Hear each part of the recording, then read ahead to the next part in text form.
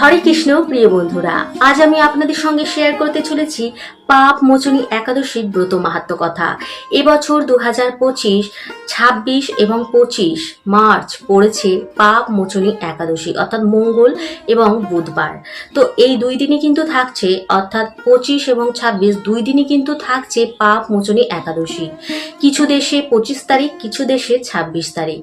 কিন্তু আমরা যদি এই দুই দিনই এই পাপ মোচনী একাদশীর ব্রত মাহাত্ম্য কথা পাঠ কিংবা শ্রবণ করি, এতে কিন্তু শ্রীবিষ্ণু অতি প্রসন্ন হয়ে থাকবেন। তো সেই ক্ষেত্রে আপনারা যাতে পাঠ করতে পারেন, কারণ আমরা সকলে এটাও জানি যে যদি আমরা কোনো কিছু মুখ দিয়ে বলি সেটি বেশি ফল দেয়, আর যেটা আমরা শুনি সেটা একটু কম ফল দেয়।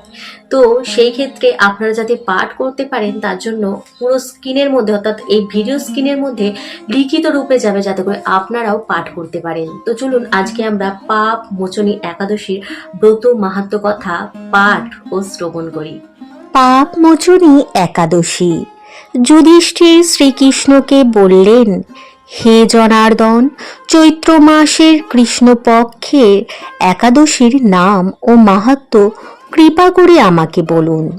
শ্রীকৃষ্ণ বললেন, হে ধর্মরাজ যুধিষ্ঠির, আপনি ধর্ম বিষয়ক প্রশ্ন করেছেন। এই একাদশী সকল সুখের আধার, সিদ্ধি প্রদানকারী ও পরম মঙ্গলময়, সমস্ত পাপ থেকে নিস্তার বা মোচন করে বলে এই পবিত্র একাদশী তিথি পাপ মোচনী নামে প্রসিদ্ধ। রাজা মান্ধাতা একবার লোমশ মুনিকে এই একাদশীর কথা জিজ্ঞাসা করেছিলেন। তার বর্ণিত সেই বিচিত্র উপাখ্যানটি আপনার কাছে বলছি, আপনি মনোযোগ দিয়ে তা শ্রবণ করুন। প্রাচীন কালে অতি মনোরম চৈত্ররথ পুষ্প উদ্যানে মুনিগণ বহু বছর ধরে তপস্যা করতেন। এক সময় মেধাবী নামে এক ঋষিকুমার সেখানে তপস্যা করছিলেন। মঞ্জু ঘোষা নামে এক সুন্দরী অপ্সরা তাকে বশীভূত করতে চাইল, কিন্তু ঋষির অভিশাপের ভয়ে সে আশ্রমের 2 মাইল দূরে অবস্থান করতে লাগলো। বীণা বাজিয়ে মধুর স্বরে সে গান করত। একদিন মঞ্জু ঘোষা মেধাবীকে দেখে কামবাণে পীড়িতা হয়ে পড়ে। এদিকে ঋষি মেধাবীও অপ্সরার অনুপম সৌন্দর্য দেখে মুগ্ধ হন। তখন সেই অপ্সরা মুনিকে নানা হাব ভাব ও কটাক্ষ দ্বারা বশীভূত করে। ক্রমে কাম পরবশ মুনি সাধন ভজন বিসর্জন দিয়ে তার আরাধ্য দেবকে বিস্মৃত হন। এইভাবে অপ্সরার সাথে কাম ক্রীড়ায় মুনির বহু বছর অতিক্রান্ত হলো। মুনিকে আচারভ্রষ্ট দেখে সেই অপ্সরা দেবলোকে ফিরে যেতে মনস্থ করল। একদিন মঞ্জু ঘোষা মেধাবী মুনিকে বলতে লাগলো, হে প্রভু, এখন আমাকে নিজ গৃহে ফিরে যাবার অনুমতি প্রদান করুন। কিন্তু মেধাবী বললেন, হে সুন্দরী, তুমি তো এখন সন্ধ্যাকালে আমার কাছে এসেছো, প্রাতকাল পর্যন্ত আমার কাছে থেকে যাও। মুনির কথা শুনে অভিশাপ ভয়ে সেই অপ্সরা আরো কয়েক বছর তার সাথে বাস করল।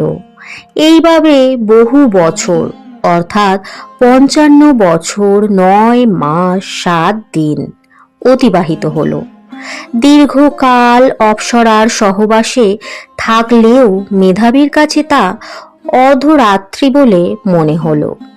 মঞ্জু ঘোষা পুনরায় নিজ স্থানে গমনের প্রার্থনা জানালে মুনি বললেন, এখন প্রাতকাল, যতক্ষণ পর্যন্ত আমি সন্ধ্যা বন্দনা না সমাপ্ত করি ততক্ষণ পর্যন্ত তুমি এখানে থাকো। মুনির কথা শুনে ঈষৎ হেসে মঞ্জু ঘোষা তাকে বলল, হে মুনিবর, আমার সহবাসে আপনার যে কত বৎসর অতিবাহিত হয়েছে তা একবার বিচার করে দেখুন। এই কথা শুনে মুনি স্থির হয়ে চিন্তা করে দেখলেন যে তার 56 বৎসর অতিবাহিত হয়ে গেছে। মুনি তখন মঞ্জু ঘোষের প্রতি ক্রোধপরবশ হয়ে বললেন, রে পাপিষ্ঠে, দুরাচারিণী, তপস্যার ক্ষয়কারিণী, তোমাকে ধিক, তুমি পিশাচী হও।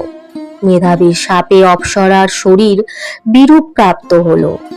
তখন সে অবনত মস্তকে মনির কাছে শাপ মোচনের উপায় জিজ্ঞাসা করল।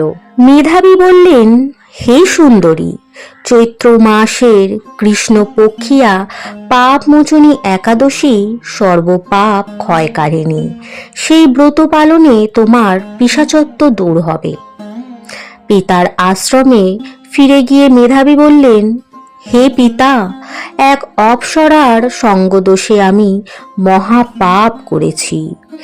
এর প্রায়শ্চিত্ত কি তা কৃপা করে আমায় বলুন। উত্তরে চব্বন মুনি বললেন, চৈত্র মাসের কৃষ্ণপক্ষিয়া পাপ মোচনী একাদশী ব্রতের প্রভাবে তোমার পাপ দূর হবে। পিতার উপদেশ শুনে মেধাবী সেই ব্রত ভক্তি ভরে পালন করল। তার সমস্ত পাপ দূর হল। পুনরায় তিনি তপস্যার ফল লাভ করলেন। মঞ্জু ঘোষাও ওই ব্রত পালনের ফলে পিশাচত্ব থেকে মুক্ত হয়ে দিব্য দেহে স্বর্গে গমন করল। হে মহারাজ, যারা এই পাপ মোচনী একাদশী পালন করেন তাদের পূর্বকৃত সমস্ত পাপই ক্ষয় হয়। এই ব্রত কথা পাঠ ও শ্রবণে সহস্র গোদানের ফল লাভ হয়। তো বন্ধুরা, আপনাদের যদি পাপ মোচনী একাদশী ব্রত মাহাত্ম্য কথা ভালো লেগে থাকে বন্ধুদের মধ্যে শেয়ার করে দেবেন, কারণ আমরা সকলেই জানি এটিতে সকলের উপকার লাগবে, অর্থাৎ তারা তাদের ব্রত সম্পূর্ণ করতে পারবে।